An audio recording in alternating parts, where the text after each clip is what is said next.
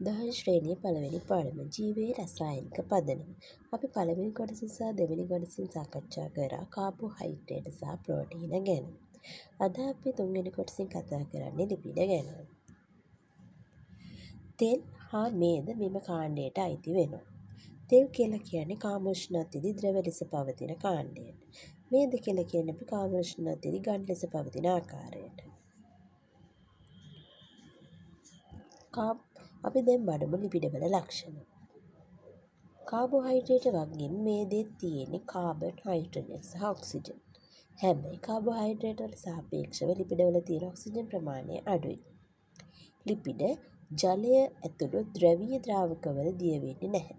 හැබැයි ඇල්කොහොල් වගේ කාබනික ද්‍රාවකවල දිය වෙනවා. ලිපිඩ තියෙන ආහාර වලට උදාහරණ තමයි රටකජු, පොල්, තල, බටර්, මාගරින් වගේ දේවල්. ලිපිඩ හැදෙන්නේ මේද අම්ල සහ ග්ලිසරෝල් එකතු වෙලා. ඒ වගේම දිනෙදින ජල අණුවක් පිට වෙනවා. ලිපිඩ අනෙක් ජෛව අණු වගේ විශාල බහුඅවයවික ධාතුනේ නැති වුණාට මේද අම්ල රසායනික බන්ධන මගින් ග්ලිසරෝල් සමග බැඳීමෙන් තමයි ලිපිඩ හැදෙන්නේ. අපි කියවනේ මේද අම්ල සහ ග්ලිසරෝල් එකතු වෙලානේ ලිපිඩ හැදෙන්නේ. අපි දැන් බලමු මේද අම්ලවල ව්‍යුහය. මේද අම්ලවල ව්‍යුහ ගැන. මේද අම්ලත් කොටස් දෙකක් විදිහට තියෙනවා. සංතෘප්ත මේද අම්ලයි අසන්තෘප්ත මේද අම්ලයි කියලා. මේ පළවෙනි රූපයෙන් බලනකොට මේ තියෙන්නේ සැචුරේටඩ් ෆැටි ඇසිඩ් එකක ව්‍යුහය. ඒ කියන්නේ සංතෘප්ත මේද අම්ලයක ව්‍යුහය. ඒකෙදි ඔයාලට පේනවා ඇති එක් කාබන් පරමාණු අතර තනි බන්ධන විතරයි තියෙන්නේ. කාබන් පරමාණු අතර වෙනම කිසිම බන්ධනයක් නැහැ. මේවා කාමෝෂ්ණත්වයේදී ඝන හරි අර්ධ ඝන හරි විදියට තමයි පවතින. උදාහරණ බටර්, චීස්. ඊළඟ යට රූපේ තියෙන අන්සැචුරේටඩ් ෆැටි ඇසිඩ්ස්, ඒ කියන්නේ අසන්තෘප්ත මේද අම්ල. මේකේ මැද තියෙනවා ඩබල් බොන්ඩ් එකක්. කාබන් දාමේ එක් කාබන් පරමාණු අතර ද්විත්ව බන්ධ එකක් හරි කිහිපයක් හරි තිබුණොත් අපි ඒව හඳුන්වනවා අසන්තෘප්ත මේද අම්ල කියලා. කාමෝෂ්ණත්වයේදී මේවා තියෙන ද්‍රව විදිහට. ඔලිව් තෙල්, අලිගැට පේර තෙල්, රටකජු තෙල් තමයි මේවට උදාහරණ. දැන් අපි කතා කරමු ලිපිඩවල වැදගත්කම. කාබෝහයිඩ්‍රේට්, ප්‍රෝටීන වගේම ලිපිඩත් ශක්ති ප්‍රභවයක් විදිහට ක්‍රියා කරනවා. ලිපිඩ් නිධානය කරනකොට වඩාත් වැඩි ශක්ති ප්‍රමාණයක් හම් වෙනවා. ඊට පස්සේ විවිධ ව්‍යුහාත්මක සංඝටක හැදීමටත් අපිට ලිපිඩ අවශ්‍ය වෙනවා. ප්ලාස්ම පටල ඇතුළු සියලුම සෛලවල ප්‍රධාන වැදගත් සංයෝගයක් ලිපිඩ. මොකද ඒවල හැදෙන්න ෆොස්ෆොලිපිඩ සහ කොලෙස්ටරෝල් දායක වෙනවා. ඊට පස්සේ අපිට අවශ්‍ය වෙන ජන සංරක්ෂණය සඳහා ලිපිඩ වැදගත් වෙනවා. ශාක දේහවල මතුපිට පෘෂ්ඨයේ තියෙනවා කියුටින් කියලා ඉටි ජාතියක්. ඒ ඉටි ජාතිය නිසා ඒ ශාක දේහින් ජලය පිටවීම වළක්වනවා. ඒ වගේම බොහෝ සත්ත්වයන්ගේ දේහාවරණයේ ඉටි අඩංගු වෙන නිසා විජලනය වැළකෙනවා. මොකද ලිපිඩ ජලයට අපාරාගම්‍ය නිසා. ඔන්න ඊට පස්සේ අපිට වැදගත් දේහ උෂ්ණත්ව යාමනයටත් ලිපිඩ වැදගත් වෙනවා. පක්ෂීන්, ක්ෂීරපායින් වගේ අචලතාපී සත්ත්වයන්ගේ සමට යටින් තියෙන අදක්ෂර්මීය මේදස්තරය.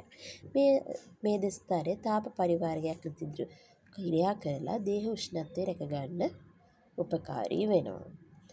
ඊට පස්සේ අභ්‍යන්තර ඉන්ද්‍රියවල ආරක්ෂාව සඳහා ලිපිඩ වැදගත් වෙනවා. සත්ව දේහයේ අභ්‍යන්තර ඉන්ද්‍රියන් වටේට තියෙනවා මේදස්තර. මේ වලින් ශරීරය ඇතුළට සිදුවෙන බාහිර කම්පන අවශෝෂණය කරගන්නවා. එමගින් ආරක්ෂක කෘත්‍යයක් ඉෂ්ට කරනවා අභ්‍යන්තර ඉන්ද්‍රිය වලට. ඊට පස්සේ ඇතැම් හෝමෝන සංශ්ලේෂණයටත් ලිපිඩ වැදගත් වෙනවා. ඒවා තමයි ඊස්ට්‍රජන්, ටෙස්ටොස්ටෙරෝන්, කෝටිසෝන් කියන හෝමෝන සංශ්ලේෂණයට ලිපිඩ වැදගත් වෙනවා. ඊට පස්සේ අපි කතා කරමු ලිපිඩ හඳුනා ගැනීමේ පරීක්ෂාව මොකක්ද කියලා. මේකට කියන්නේ සුඩාන් 3 පරීක්ෂාව කියලා. මේක කරන්නේ අපි ටෙස්ට් ටියුබ් එකකට තල තෙල් හරි පොළ තෙල් හරි ස්වල්පයක් දානවා. ඒකට අපි සුඩාන් 3 ප්‍රතිකාරකය දාලා හොලවනවා. ඊට පස්සේ බලනකොට මේ තෙල් ස්තරය රතු පාට වෙනවා. මේක අපි හඳුනා ගන්නවා අපි ගත්ත සාම්පල් එකේ ලිපිඩ තියෙනවයි කියලා. දැන් අපි අපේ සිලබස් එකේ හැටියට ලිපිඩ ගැන තියෙන කොටස අවසానයි. අපි දැන් බලමු මේකට අදාළ ප්‍රශ්නයක්. අසන්තෘප්ත මේද අම්ල අඩංගු ආහාරයක් නොවන්නේ. අපි අසන්තෘප්ත මේද අම්ල කියලා මොකද්ද කිව්වේ? අපි යන් ආයේ කොටසට. මේ තියෙන්නේ අසන්තෘප්ත මේද අම්ල. කාබන් දාමේ එක් කාබන් පරමාණු අතර ද්විත්ව බන්ධන එකක් හෝ කිහිපයක් පවතී. කාම උෂ්ණත්වයේදී ද්‍රව ලෙස පත්ති. ඔලිව් තෙල්, අලිගැට පේර. දැන් බලන්න මේකෙන් මොනවද තියෙන්නේ? අඩංගු ආහාරයක් නොවන්නේ. උත්තරේ බටර්. පොල් තෙල්, තල තෙල්, රටකඩි තෙල් මේ තුනම තියෙන ද්‍රව ආකාරයෙන්. මේකේ තියෙන ඝන අර්ධ ඝන විදිහට තියෙන එකම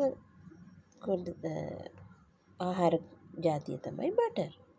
එතකොට මේකේ පිළිතුර අපිට ගන්න පුළුවන් බටර්. අදට අපේ ලිපිඩ පාඩම අවසානයේ අද ගැටලුත් අපි සාකච්ඡා කරා. අපි ඊළඟ කොටසින් කතා කරන්නේ නියුක්ලියික් අම්ල ගැන.